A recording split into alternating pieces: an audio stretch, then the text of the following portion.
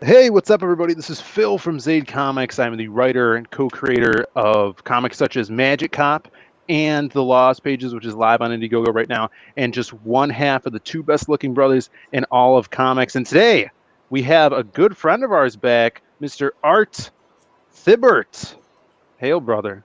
How dare you? It's T-Bear. And you know what? I rival you guys in the looks department. Look at this. Look at this. This is I well agree. preserved. That's true. Yeah, you got a nice trim going on there. And I think you'd look even better with that Batman cowl on. No. Have you put it on? Everybody asks me that. Be No. honest. And you know what? It is very, very brittle. So if I just touch that thing, it'll fall apart. Oh, So, no. Yeah, yeah. it is pretty It's old. like some of my older friends. If you touch them, they'll fall apart. Yeah? Oh, no. Yeah. That's I'm unfortunate. just kidding. I'm not that old. Well, welcome back. We got Ace in the chat, Drawing Aces. Hail, brother. Thanks for tuning in. Yeah, we're back again. We had you on for Chrono Mechanics. And of course, my brother and I have been on your show multiple times. It's always awesome hanging out with you. We were up pretty late last night, chilling on a stream, Michael Bancroft's stream. And yeah, you were I guess you were necking that bottle, as they say. Yeah, I actually I had a glass I was drinking out of on the pontificators. Apparently that got a little rowdy, and YouTube decided that they were going to slap our hands and just yank the whole stream. Yeah. So then I had to go over to Michael Bancroft's show and just kind of, continue the anarchy. And so, yeah, so I think there's about 2/3 of that bottle that's gone. But don't worry, you guys. I have a backup. Oh, no. Amazing. Yeah, I mean, YouTube's been crazy like that recently. I mean, I'd say all of social media has been kind of wacky this last like 3 months. Probably like since the beginning of the year, we've been seeing a lot of YouTube strikes happening. I think that's because of the whole virus thing going on. Everybody like went home at YouTube and everything's kind of like automated. Yeah, so there's no way to kind of see if it's an actual real report that needs to be flagged down. Yeah. So we have robots to blame. So black and white, the whole concept there of just like destroying robots, and this is real, people. This is real. We have pretty much let you know with black and white. So this is black and white, if nothing more or nothing less, is a cautionary tale. These things will come to pass. So we're going to need people like Reed Blackett and Whitney Sung to protect us from these evil bots. I agree. Yeah, I totally agree. That's what we're talking about today, people. This is the Second Chance campaign for Black and White. We got some sick new art on there, new stuff you guys weren't able to get before, and yeah, let's take a look at that because it is pretty badass. We got Death Metal Hero in the chat. What up, brothers?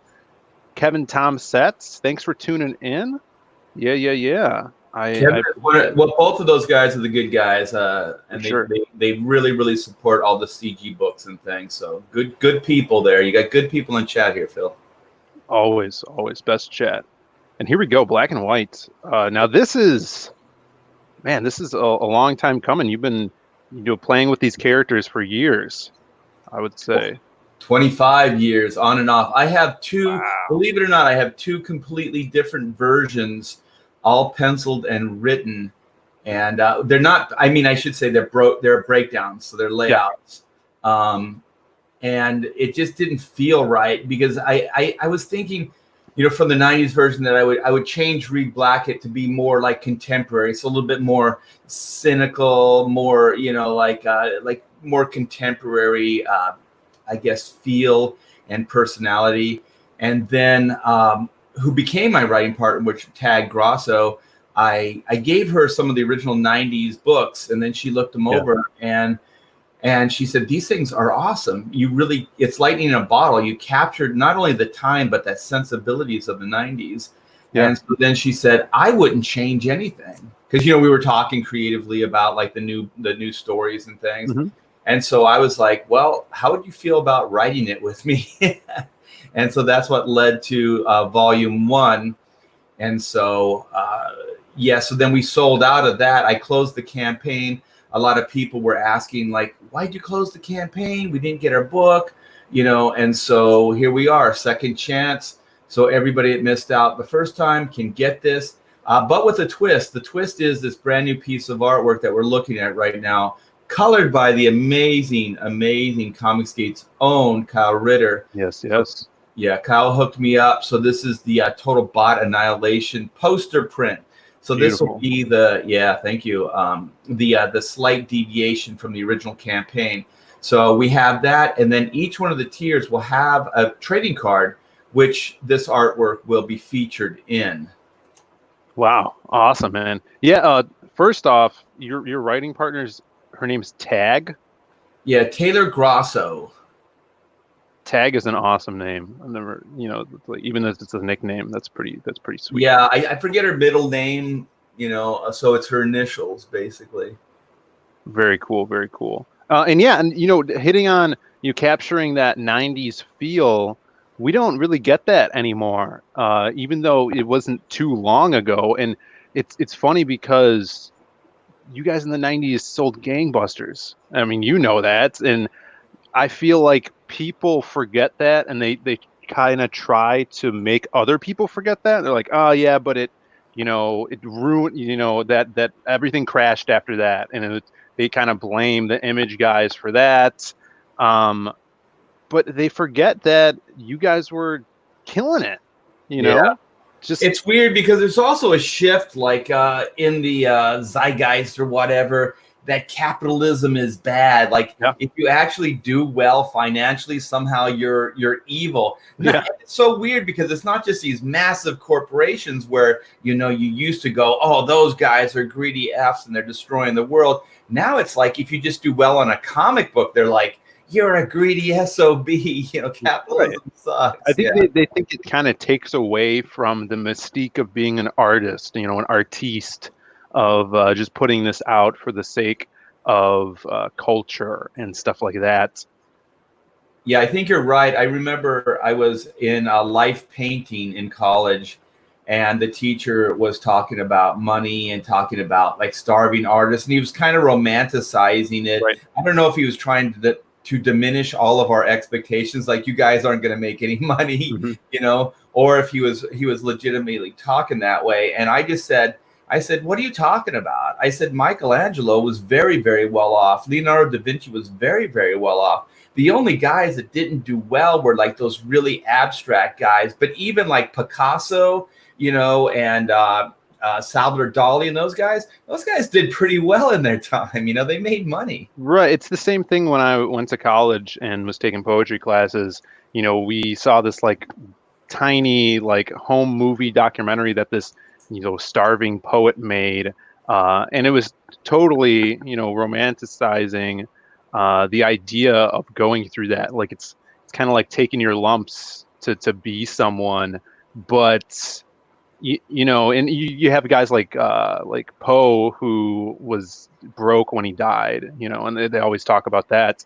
But why would anyone want to do that? Right.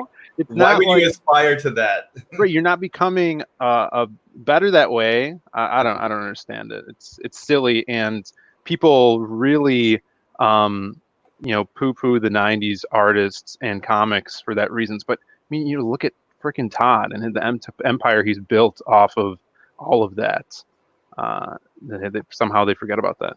Well, the thing that I like to say is like, it's like money is the hunting gathering skills of our time. So like, if you equate it to that, then it's not like I'm greedy or whatever. It's just like, I want to eat well. I want to have a nice place to live, and I want to be able to take care of my family. Like if this is greed or this is horrible, then so be it. I don't quite understand it. Even Todd, as successful as he is, he still kind of has the same thing everybody else does, just maybe it's more expensive. You know what I mean? Yeah. For sure. We got a leg kick in the chats. What's up, brother? Says he's chilling, drinking some coffee. Yeah, great people. We got people are still coming in. Yeah, so Art, Black and White. Oh man, I can't wait for this. I got the I told you I got the T-shirt. I bought it for my brother. Thank you.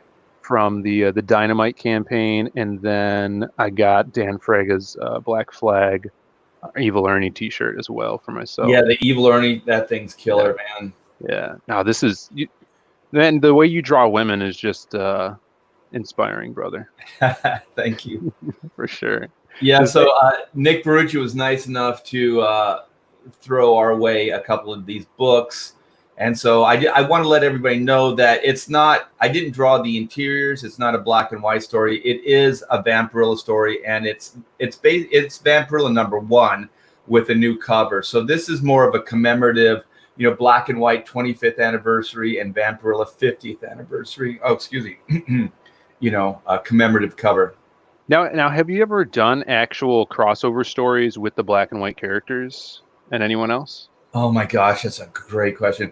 I had a tentative deal with DC in the day when DC really, really wanted to start playing ball with the Image guys. Really? And so, of all people, it was Eddie Berganza. So Eddie Berganza was making a lot of headway with the Image creators. And so he came to me and he said, how would you like to do a black and white crossover with a DC character? And which character would it be? Yeah. And of course, me being a huge Batman fan, I go, no question, man, Batman.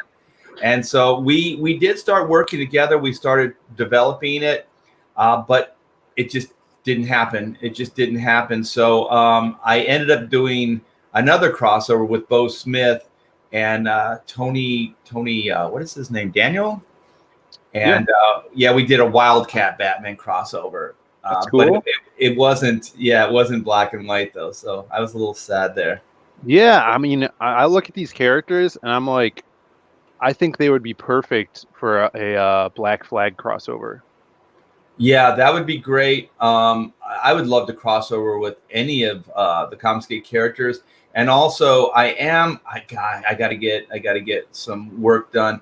But I have a Green Hornet black and white crossover cover that I'm doing next. Yeah, dude, that's gonna be. That's awesome. Yeah, so I know you're a big fan. Yeah, you're a big fan of the Radio Days and the Pulp Heroes. Yeah, that's cool. Yeah, I dig the crossover stuff that Dynamite's doing, and seeing that and seeing.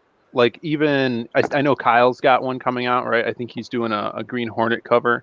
He has a pre-launch page up for that. Seeing guys like that, guys that haven't, you've been in the industry forever, and of course they're gonna do crossover covers with you and Dan and Ethan. But guys like Kyle and even Anna getting that, some people are weary about that. But I'm like, dude, that's a door that could be opened to guys like me. Or Vinny Tardamella, guys like Sim too in the future, like down the line. Where wouldn't it be awesome to see my Masquerade character on a cover with the Shadow? Oh my gosh, that'd be so cool, man! It gives me chills thinking about that. But yeah, when I saw. Oh wait, I had the visual. So you know how you had that great I don't know, I forget your artist, but it's that splash page where he's kind of bouncing the bullets off the sword, and then you have him side by side with the Shadow, with the cloak coming back and just like these two guns lit up and just firing. So one's kind of like blocking the bullets and the other one's just firing them. That would be awesome, dude. Yeah, cool. So I see that as just like opportunity to kind of step out of the CG bounds and have fun with some other characters, which is cool too. I think that would be perfect Masquerade. Well, the amazing thing about Dynamite is I think they have all the really cool licenses right now. So everything that DC and Marvel doesn't own, I think Dynamite has right now. So yeah, they have a pretty cool sandbox to play in.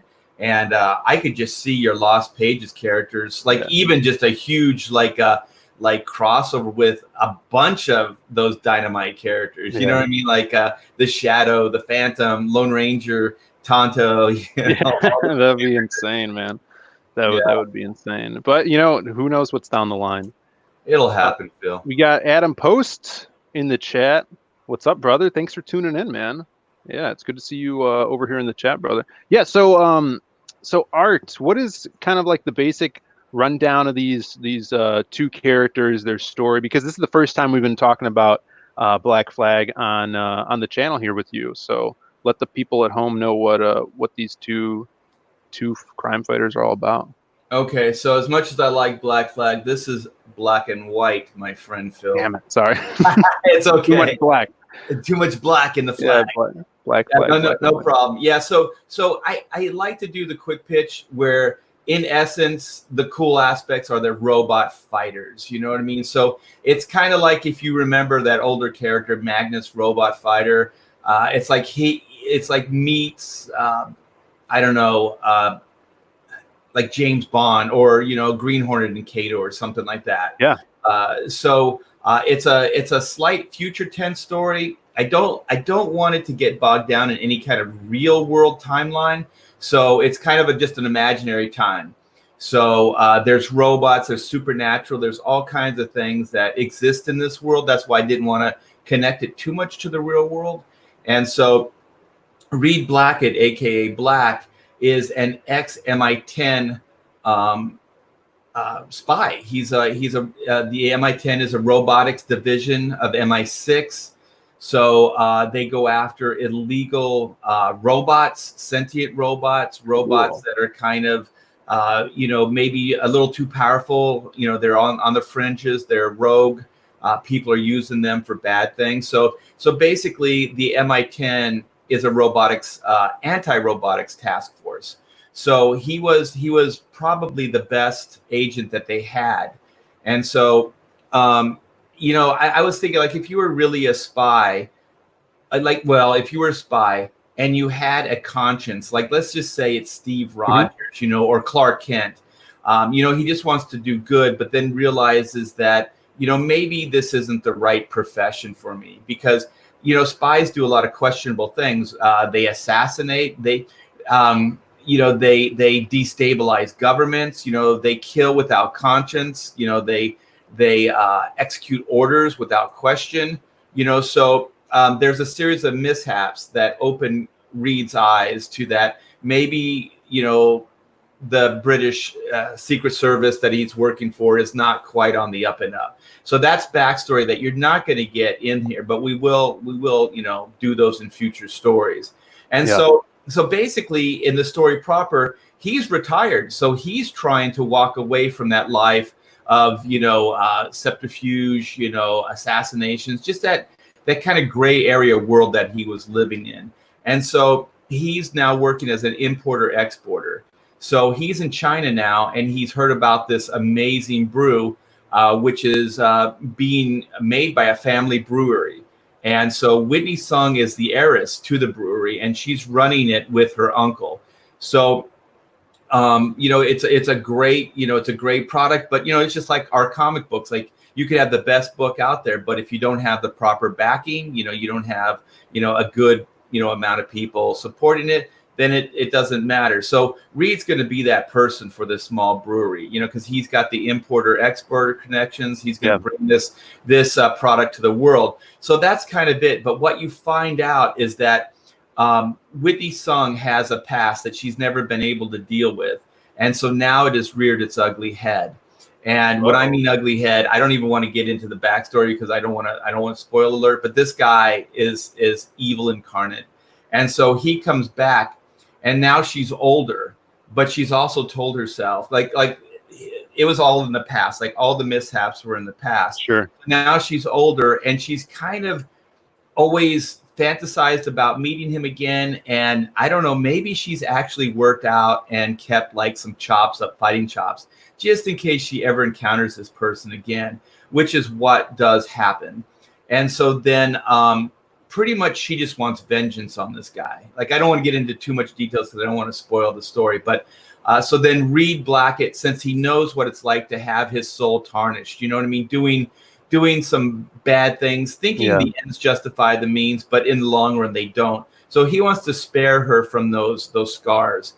And so he kind of helps her and tries to, because I always thought this was the Batman and Robin dynamic, right? So you have Bruce Wayne, who saw it all but didn't have a mentor. But then you have Bruce Wayne, and you have Dick Grayson. So Batman could kind of like aim Dick Grayson in a direction that he could almost be saved. Like he could be healthier. He could be a healthier version of him.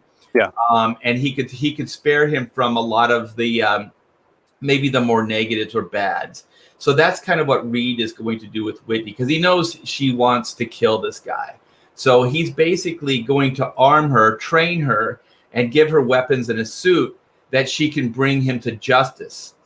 So that's the whole idea. Like in a world where law and order is often blurred to gray, justice can only be black and white. So she's going to be taught the lesson that maybe the ends don't justify the means. This vengeance is not the way to go. So, but she's no damsel in distress. And we soon find out that as much as Reed was thinking she was a team player, she's really not. So that's where like kind of we end the first issue where she F's up really, really bad. Really? All right, cool.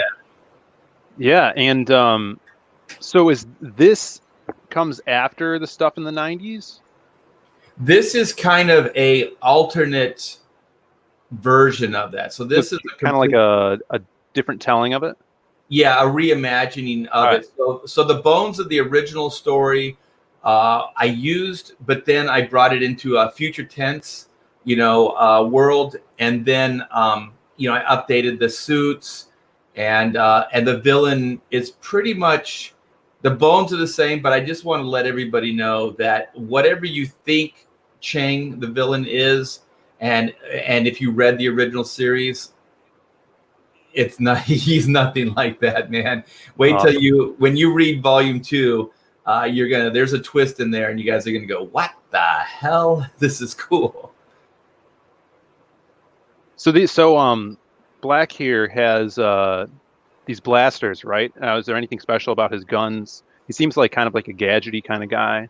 Yeah, so like Green Hornet or Batman, there's gadgets. So he works with another ex-MI10, and he was his name's Brooks Gray. And he was he was a weapons designer, and made all these gizmos, and also helped, because I want to get into like Reed understands the psychology of these robots too. Like he doesn't understand just like how to take them down and how they're built and stuff, but he kind of understands like how their brains work, and when they go rogue, and like if somebody's behind it, or if the robot's acting on its own, like there's a lot of like psychology that.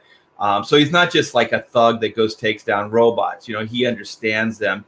And so Gray is that guy that's kind of he's the is it Q from Bond? Yeah, for sure. Yeah, so Fox from Batman. Yeah, so he pretty much has all these gizmos and stuff. So the one thing about Reed, and I always like this with Star Trek, is like set tasers or lasers to stun. So they could use lethal force, but they could also they could stun you and just take you down.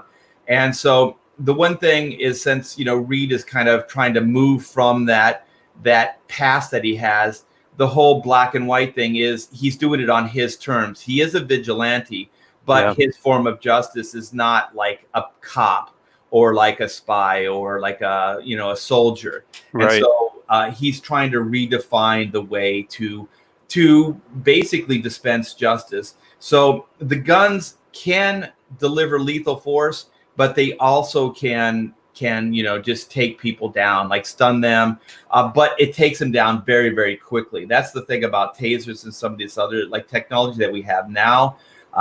We need to be able to take some of these guys down quicker, because if you had your hand on a gun, you could still fire around or something like that. So his weapons take people down quickly.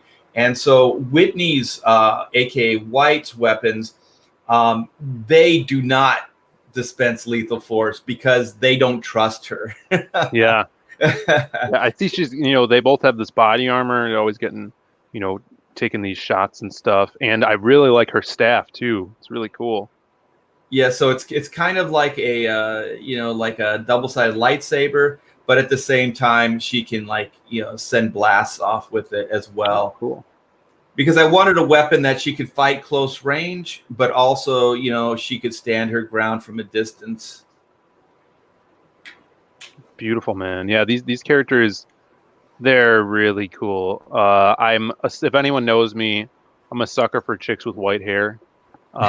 In any form of media or culture or real life. I like the grannies. Just kidding. But yeah, this looks cool. Now tell me about. I think this is this cover here. This is something Oh, new you just added, right? yeah. So I added the Virgin variant. So the story behind the Capullo, you know, there's people that you hang out with and you're really fast and close friends for, you know, like years, and then, you know, you kind of have distance between you, but you still have that friendship. So there was a time, it was, you know, in that early 90s, mid 90s range, where Capullo and I were like on the phone constantly. He was working on Spawn, and then he had his creator-owned book called Creech. And so I would give him ink advice. He would give me penciling advice. So, and then we just hang out because he's a rocker too. So he's a musician. He's a really good guitar player. And so I play drums. So we just had a lot in common. Granny fetish confirmed. Yeah. So, you know, one thing leads to another. You talk, and then all the image books in the day, we didn't do a lot of variants, but we would have posters in the spine, you know, stapled right in the middle. And so they were like centerfold. So there was 2 pages. So I don't know exactly how it happened, but he ended up just sending me these pencils. And I was like, holy crap, dude, this is amazing. So I inked them up and we used them as that poster in the 90s. So when I was relaunching, you know, Black and White last year, I was going through all my pages and I was like, holy crap, I still own the original To This Greg Capullo page. I still have it. I never sold it or anything. So I thought, well, I'll remaster it. I'll scan it and then I'll clean it up and try to bring it into like more of a, you know, current sensibilities, but still kind of have that 90s thing in there. Oh yeah. So I did that, and then I got Perea, who colors almost all my work. He hooked it up big time. Look at those helicopters, the rotors spinning and stuff. He is so good, and we got this cover out of it. So it was kind of a minor success in the original campaign, but the second chance, we almost sold out of this cover. Yeah. This is beautiful. The thing that I love about this is the kind of like the buildings in the background. It feels like even though they're stationary, they have like this growing motion to them where they start and then just reach up to the top of the page. It gives you lots of vertical depth to the picture. And I mean, you know, guys, if you're not familiar, Greg, was he the first after Todd to take on Spawn? Yeah, I do believe so. And I was the first inker on that book. Wow, that's awesome. And then, you know, he's at DC still. He did the awesome, you know, Snyder Capullo run for the Court of Owls for New 52, which was amazing. Now they're doing all that metal stuff. That's really weird. Yeah. But yeah, Greg's a good guy. He's very, very accomplished. He is an intense dude, man. He is intense. He's funny, but man, he is focused. That's good. You gotta have that focus. This is awesome. So yeah, so we sold we still have. I'm not sure. Let me check. Oh, there's the campaign. I could probably do it faster this way. Hold on. We had the killer bot. We have the killer bot, and so we have 2 left. So the killer bot tier has the only 2 original Greg Capullo variants. Yeah. Yeah, and so then what we did is we reissued. Actually, Adam Post and Vilnid on a stream recommended to me do a variant of the variant and do it as a virgin. So yeah, we do have a second shot of the second chance. Greg Capullo cover. So there is the virgin right there. The Greg Capullo virgin. Yeah. That's so cool. Yeah, I dig that, you know, doing other campaigns, because this, as the years go by, people are still learning about who we are, and there's people out there that still see black and white for the first time, and this cover, they're gonna love it, and keep giving them chances to get that, even if it's a variation of the cover. Maybe next time, maybe there's a line art that people want as well. Yeah, the thing is, like with this, well, one with the the way Comicsgate works, and then with Indiegogo having the in-demand store, Right. It these things have a chance to have legs. Like later, you could do Magic Cop, Second Chance. You can do anything. You can bundle stuff like Zaid Comics bundles, Right. where Yeah. you could have Lost Pages and Magic Cop. That's the best thing about doing crowdfunding and Indiegogo is it's all experimenting. I always say that there's a risk to it, right? But like you could just throw up a perk on there and it's no detriment to you if no one buys that perk, then that means you just don't have to make it, right? So, but if people want it, you'll find out. So the whole process is a big experiment, which is cool. You're taking risks, but in CG they pay off for sure. And you can mix and match whatever you want. And the best thing is Indiegogo is really the place to be because they're very creator friendly. They're always updating their sites to accommodate the creators, especially with that newest the add-on section. When I think like a few months before I launched Magic Hop, they didn't even have the add-on section, and we just got in at a perfect time. Yeah. I think with Chrono Mechanics, they didn't even have the add-on. Yeah. And that wasn't that long ago. And also they just the pre-launch page. There's still some stuff that they need to work out on the pre-launch page. I don't want to get into detail, but anybody who's done it, they'll know what I'm talking about. It's with the contacts. They need to figure out an easier way to make the contacts with the people. But it's a great feature and it does work. So like with Black and White, what we did is we had, and a lot of other people are doing it as well, like where you get something. So we offered a trading card that only people that signed up for the pre-launch page could get. And then we had early bird specials. So we let all the pre-launch people come in an hour before we officially launched. So they basically got like to shop in the store, for an hour before we opened it to the general public. Oh, that's cool. Yeah, and it was a huge success. We almost sold out of all the early bird specials in that amount of time. Wow, that's awesome. Now let's talk about these little guys here. Oh yeah, the goodies. Everybody loves the merch and goodies. Yeah, so one thing we wanted to do is try to mirror the original campaign as much as possible.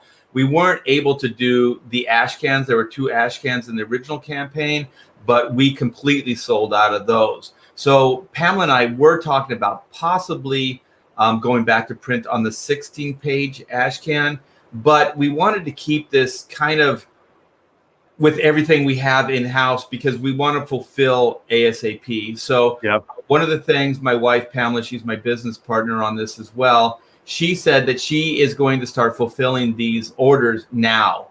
So we do have almost everything on hand except for anything that has to do with the new artwork. So all that Total Bot Annihilation stuff, some of it is already with our vendors being made and some of it is not. The trading cards, I just finished up the artwork, so that will go to print tomorrow, or probably Monday. It will go to the printers Monday. So as soon as those things come back, the sticker, the card, not the poster. We're not doing the poster yet. And as soon as those come back, we're going to start fulfilling those orders. So probably by early, like the end of next week, early following week, we're going to go into fulfillment on that. So that's great. Before the campaign's even ended, you guys are going to start getting your book. So this is the stretch goals. So all of these are already made. We have the trading card. We have the 3-button set. We have the 2 embroidered patches. And then we have the mini print, the double-sided bookmark, and the new edition. We had a sticker before, but this is like a new sticker. It's 3x3, and it is of that Total Bot Annihilation artwork there. So yeah, you can get this as an add-on, or you can get this in that killer bot tier, which there's only 2 left. So you can get that Greg Capullo cover, the original variant, and then you can get these stretch goals in that tier. And there's only 2 left right now. That's awesome, man. No, this Yeah. is so cool. I'm super excited about this campaign and learning about these characters and seeing more of these characters. What do you have planned after this book with Black and White?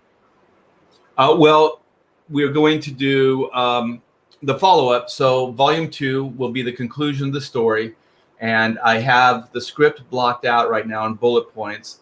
And as soon as I'm working with another writer on this. I've said it before. I have pretty severe dyslexia, so I can write, but it's a major chore. So I usually have to work with somebody. So I'm going to be working with, and as soon as I announce this guy, if anybody has been following my career, they're going to know who this person is. And so we're working on the story right now, breaking down the plot, and once I get that, to a place where I'm happy with, I'm going to start doing the layouts. And I think I'm going to lay it out in big chunks. So I'm not going to, lay it out, finish the page, lay the next page out, finish the page. Right. I'm going to do chunks, probably 10 pages at a time of layout. Yeah. I found that different artists do it different ways. That's what Maria's doing, actually. She's actually this week is doing pencils for the rest of the pages she has to do. I think 10 pages, and then she's moving on. She did the thumbnails with me, and then she's going to start inking those all together. So people do it different ways. Yeah, I'm just trying to figure out a process that I can get work done faster, because like you said, there is a lot of trial and error with just building the campaigns, but there's also trial and error trying to get as the best work you can get out of yourself, but also try to do it in a timely fashion. So that's what I have to start doing. It's a lot different than working for Marvel and DC, because there's usually one task that you have to do. Yeah. But with these campaigns, there's many tasks that you have to do. So it's a balancing act of, how much time do you devote to this versus that. You got a question here. Art, didn't you put up a commission tier like you did on the original project? My wife keeps saying, you got to do it. But the only thing I'm going to do is, let me see, I have some of the stuff here. And so what I'm going to do, like I've done, in other campaigns, is I do these kind of headshots here. Look at that. Camera's blowing it out. That was out. for the Vampirella campaign, correct? Yeah, let me see if I can turn the light down there. Yeah, so most of the drawings I do on campaigns, this is about the level that I bring them. So it's pretty tight. It's pretty clean. And so the black and white, I did this on a live stream, so it's pretty rough. Wow, that is really hard to see. So it's going to be black and white, kind of from a chest up. It's going to have the gun sight behind them. You can barely see it. Let me see. This is a little darker. So this is for the $130 black and white volume 1 with drawing, correct? Right. And so here is a version of it where oh my gosh, look at that. It's horrible. Sunny California. Yeah, so this is white. You can see it's a little bit cleaner and more detailed. Yeah. So I'm going to be offering those, and I think that's the only drawing I'm going to do on this campaign. I used to do a lot of commissions and stuff like that, and I make pretty good money doing that. But I don't want to take away from Art. Way to let your fans down. You're welcome, man. Thanks for tuning in, guys. Yeah, that's my goal, to just not give people what they want. No, It's not, Andino. You are loved. We got a lot of new faces here. Thanks for joining. If you guys, this is your first time in here, hit that subscribe and like button for sure. Yeah. So basically, if you want me to draw, it's only going to be in that one tier. So I'll draw black and white. I just don't want to take away my creative time on the book itself. I want to dedicate all my time to that, because it is time consuming. And I feel if I do too many other things, like I see some of these YouTubers or comics gators or whatever, and they're doing all these commissions and things like that. And some of these books I backed, and I'm like, hey man, I want my book. Yeah, yeah, for sure. It does take a while. Head Yeah. sketches and all that stuff. Yeah. So let's we're gonna run back through these tiers. We just looked at the drawing one, 130, and then this is the killer bot tier. There's only two left, and you get a bunch of stuff, including one of the original Capullo covers with the logo. Is that correct? Yes, yes. There's only two of those left. We have 20 here at the house, but I'm going to have to set at least 10 aside because there's damages in shipping. Yeah. So I really only have 10 of them left. So I'm not sure what I'm going to do with that. If I'm going to keep those, if I'm going to offer them in this campaign, or if I'll offer them in the volume 2 campaign. So at this point, you guys, if you want that cover, the only place you're going to be able to get it is in that killer bot tier. And it comes with all 3 books. So it comes with the standard cover, the Greg Capullo cover, the Vampirilla, and the Total Bot Annihilation poster, plus all those stretch goal goodies that we showed off earlier. Yeah, man. I'm eyeballing that one because I want that Capullo cover with the logo.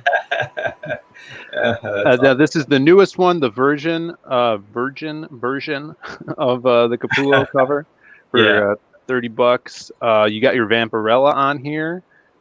Such a great. I love what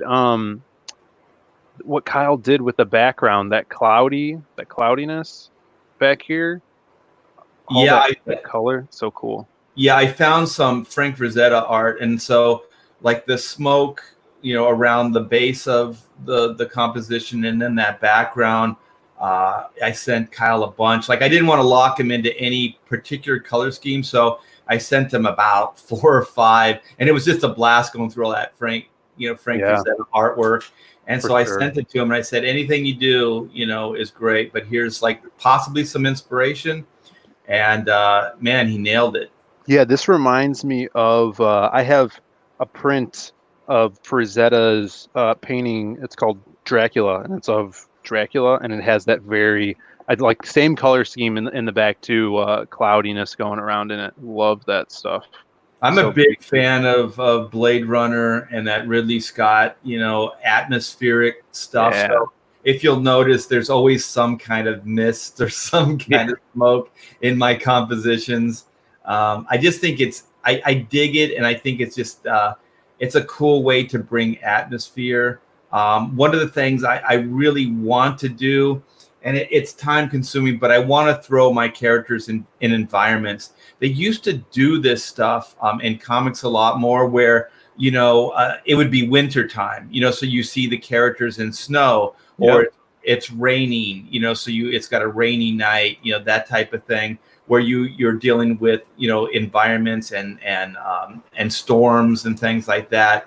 And a lot of comics don't do that anymore. It's all kind of all that universal lighting, so everything's always the same, and there's no real dramatics or changes of weather or atmosphere.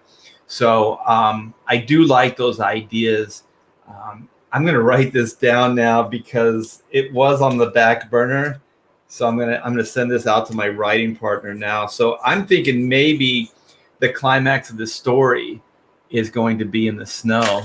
So yeah, that's awesome. I love that. And as a writer, you can kind of get stuck in your normalcy of setting and climate, weather, stuff like that.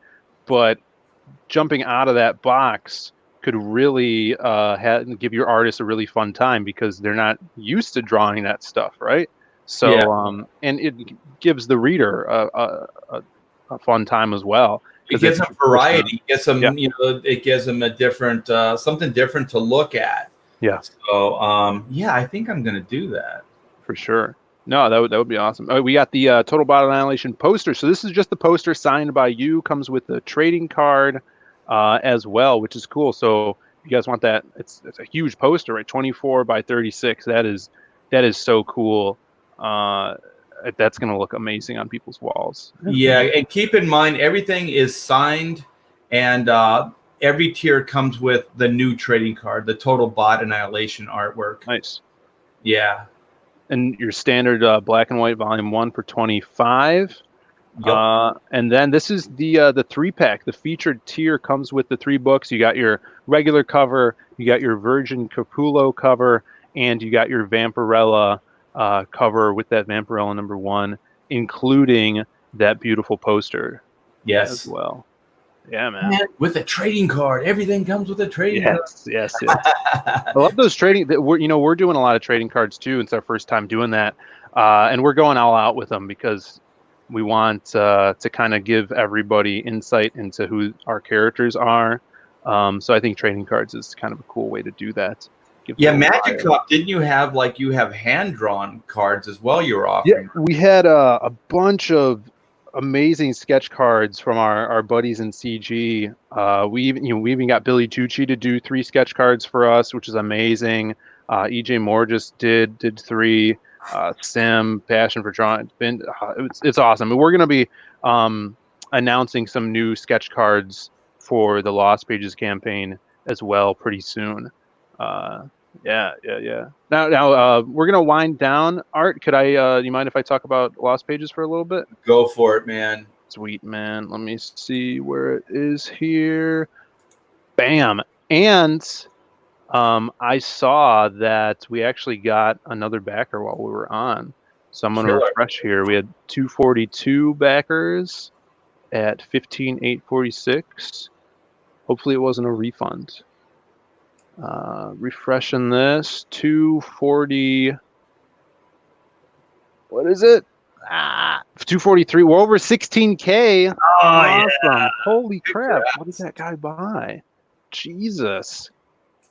That is so cool. Wow. They someone grabbed the Simon Bisley signed pack. That put us over 16K. So thank you so much. Holy crap. That is awesome. If you guys haven't seen this, definitely check it out. The Lost Pages is something that we're super passionate about. We have a bunch of creators on here, and I actually wanted to show you. I don't know if you saw this, Art, our newest character that we added to our bonus comic, because with our bonus comic, when we hit new stretch goals, it kind of expands, and we're adding new characters to the universe. And this guy is kind of our street level vigilante, a mixture between, I'd say, like Daredevil, Punisher, and Casey Jones, and his story is going to be drawn by EJ Morges. And check it out. Here he is. His name is The People, and he is a patriotic street level vigilante. Carries a cool baseball bat that doubles. Has some like gadget properties as well, and he has his face painted up like the American flag. That's So awesome. gritty, brutal. This is basically the guy when the justice system can't take care of the bad guys and they, weasel their way out of court. The People comes after him, serves up some justice So himself. how is this going to work? Is this going to be an accompanying book, or is it going to be in like a chapter in the actual book itself? So for this campaign, there's 2 books, kind of like how Ethan is doing. Though he has the Heart 6 horror book, which is a totally different book, or when he puts out his ash cans. So this one's going to be a full-size comic. If it gets big enough, we might make it what's it called? Bound like a trade paperback. But right now it's going to be a floppy. So we're calling it our bonus comic. So with our $50 tier or with our Bisley signed pack, it comes with that bonus comic. So you'll get the 60-page regular comic, which has full stories in it. But the bonus comic consists of 4-page short stories for each of the characters. So kind of brief, big action scenes with these characters. You get an idea of what their personality, and they're kind of like their first appearances. So we started off with 3 stories in there with some of our main heroes, and then now as we hit certain stretch goals, it unlocks new characters that are from have different powers and are just part of this universe. So we're kind of building like the Zaid Comics universe with this book. I like that. So yeah, I would if you guys are interested, definitely get that bonus comic as well, because you're going to get the first appearance of a bunch of awesome characters with even even more artists. Like Kyung Lee is going to be our big one. Sim, EJ Moore, just my brother's got a story in there about a sexy assassin chick. I think you're gonna like Arts. She's got white hair as well. She's Hi, Arumba. yeah, I guess there's room for more. for sure, brother. Yeah, so check this out. And we had a comment here that I wanted to talk about because we were talking about, how cool would it be if we had the Masquerade hanging out with the Shadow on a cover or even in a crossover. And my buddy Ace likes rattling bird cages. He says, I don't see that much interest or gain to CG from slapping a cover on a book that doesn't feature the characters. At least have it feature a short story in the book just to justify the price. Which that's a good point. You have a character and then they're not in the book. I feel like if that's at a store, right, that's kind of like false advertisement if you're walking past it. But if you know what's going on online, and I'll tell you kind of the gain to CG of doing crossovers like that. Say you have someone online on Indiegogo and they see, oh, they're a big fan of the Shadow, or they're a big fan of Vampirella, and they see this new Vampirella cover or this new cover of the Shadow, and this other character's on it, and they buy that cover, and they like Art's black and white characters, or they like the Masquerade, for example. Then they will look into that character, find CG, and it just spreads, like the interest spreads over to our characters that we have over here. Maybe they like Art's artwork and they start following him, and then they see me, or they see Michael Bancroft on his channel. It's all kind of like an osmosis of interest. Yeah, and ultimately it's up. You kind of roboted a little there, Phil. But the thing is, it's up to the consumer. Like if they don't want it, that they don't have to buy it. It's just kind of a fun little aside collectible. So if you like Vampirella, you like Black and White, pick up the book. Or if you like, a Black Flag and you like Evil Ernie, pick up the book. So I think it's just like a little fun aside, not necessarily, because obviously it's not the main cover, and Dynamite didn't set it up where they were, they had this as the the standard edition cover. So I think it's just a fun aside, but I do know what you mean. But comics been doing stuff like this for a while now, and I do remember when I was younger, where you would get like these artists would do these painted covers, right? They would be like all hand painted and everything, and then you open it, it'd be like comic book art inside. So I always thought that was the cheat, because you have this painting basically that's the cover, and then you open it and it's not painted. So so I kind of know what I forget who said it in the chat, but I kind of know what you're talking about. Because when I was a kid, I'd be like, wait a minute, the interior's not painted. This is not cool. But at the same time, for me, it's like it's awesome if I could get a character that legally can be on the same cover as the Shadow, right? That's a dream, and I can tell my friends that, so it's bragging points. But at the same time, when Ace, you're saying, why not have a short story with them together? Well, working with Dynamite or anyone and having the ability to do that, it's your source. It's another way of networking, and so maybe in the future there'll be a crossover. We're seeing that with Ethan doing his crossover with the Mutant Hamsters. So stuff like that is, I say, very possible. It's a start. It's a start. It's an easy entry point, because it's one piece of artwork that's being commissioned, and so you can get in and you can get out. So I do think this is a little bit of testing the waters as well. So like you said, Philip, it might lead to full on storylines. You know what I mean? Mm-hmm. There may come a time when you do have, the silhouette or one of your characters crossing over, with, I don't know, one of the Dynamite characters. Sure. And, and Shadow. right now, more realistically, crossovers within CG would be amazing. We've seen it some on like covers and, fan art pieces and stuff like that. I think that would be something really cool to do in a couple of years once a lot of us newer guys are established, people know the characters and want to see that. I think Sim and Preston Acevedo are doing something with Doc Salem and Vincent from Bloodhunt. So that's really cool. And I think that's the start of it. I think that's what we should. What I really, really want to do, and it's not Mission Impossible, but we would just have to get somebody like Adam Post or somebody that knows how to bring people together and how to wrangle things as like production aspects, and then possibly somebody to run the campaign. Is we should do a CG swimsuit. Yes. Yeah. I think this would do so damn well. And you know what? What's more of a party, like, in the 90s, where we're talking about that. And I would do it like the old Marvel books too, where they were magazine size. They weren't comic book size. I'd make them magazine size, and then just get everybody in CG to do their sexiest, and the thing is, they don't all have to be women, because in those Marvel swimsuits, there were guys in there too.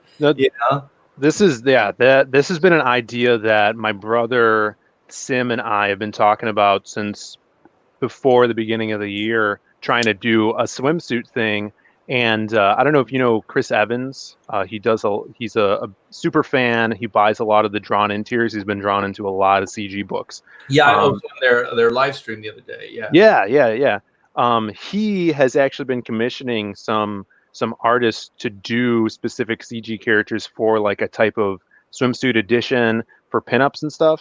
So I know Sim and him have been trying to wrangle that around. Would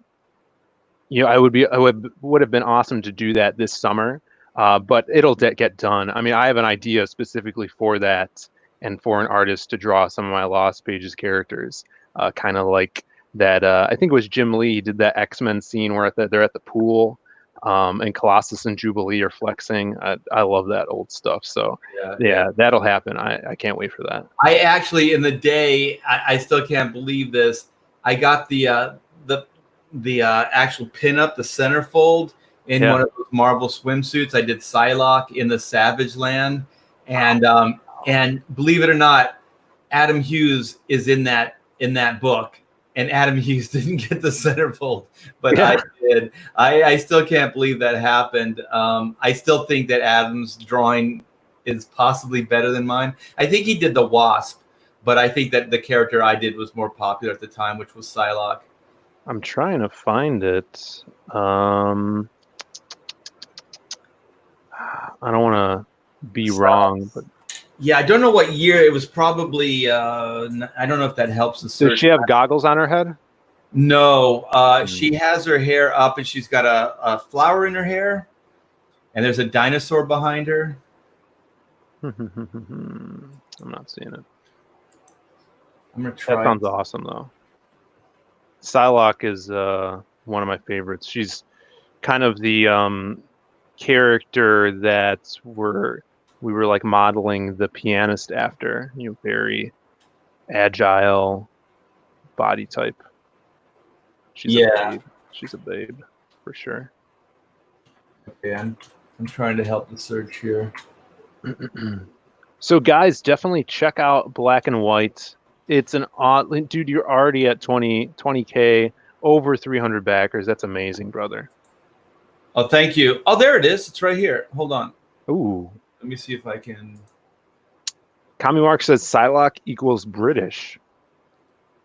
I mean, I guess so. She's kind of like British and Asian, right? She's a British lady trapped in an Asian lady's body. How progressive. Yeah, how progressive. That's funny.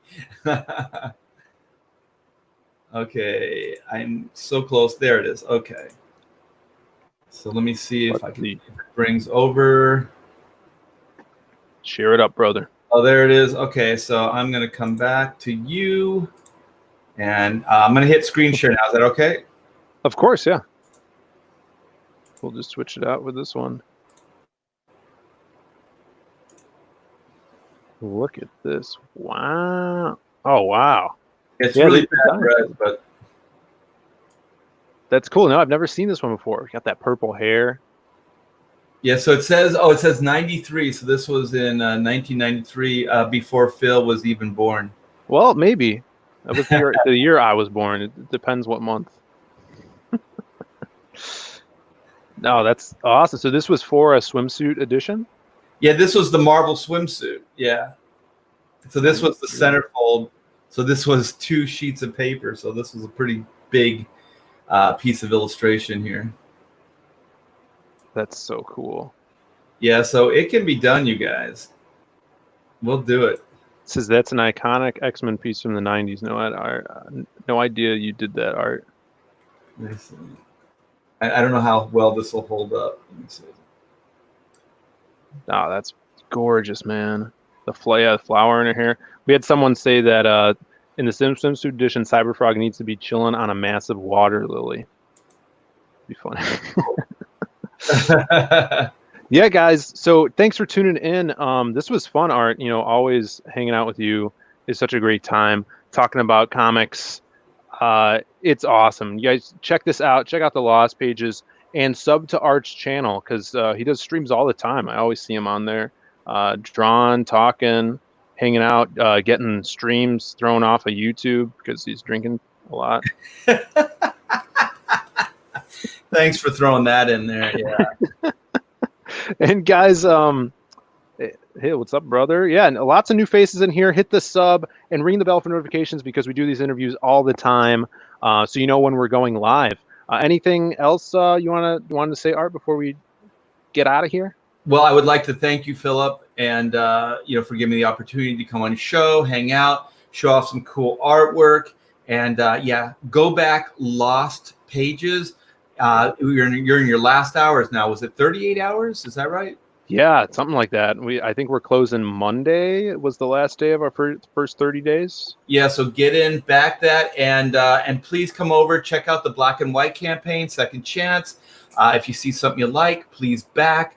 We are starting our 2nd week, so this has exceeded my wildest expectations, man. And I'm thinking now I have to add more tiers and build this because I thought everything I set up, when I launched this was going to carry me through the whole month. But apparently, it's a good problem to have, but we're selling out of a lot of stuff. So I'm gonna have to figure out some things. One of the things we are going to do is we're going to add some original artwork from 1994.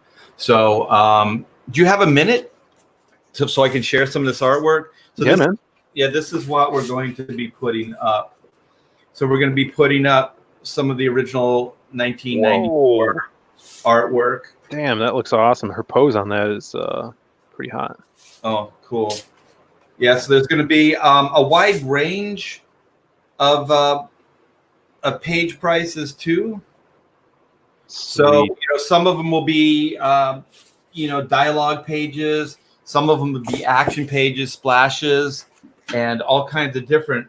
So we're going to be adding those tiers probably today. I know I've been teasing this for a couple of days, but I've been busy drinking and doing live streams. So I haven't had a whole lot of time to post stuff. So so please check that out. And also, you guys, Chrono Mechanics is in demand. And this is the proof. The proof is in the proof. So this is the proof for the first for retrofit.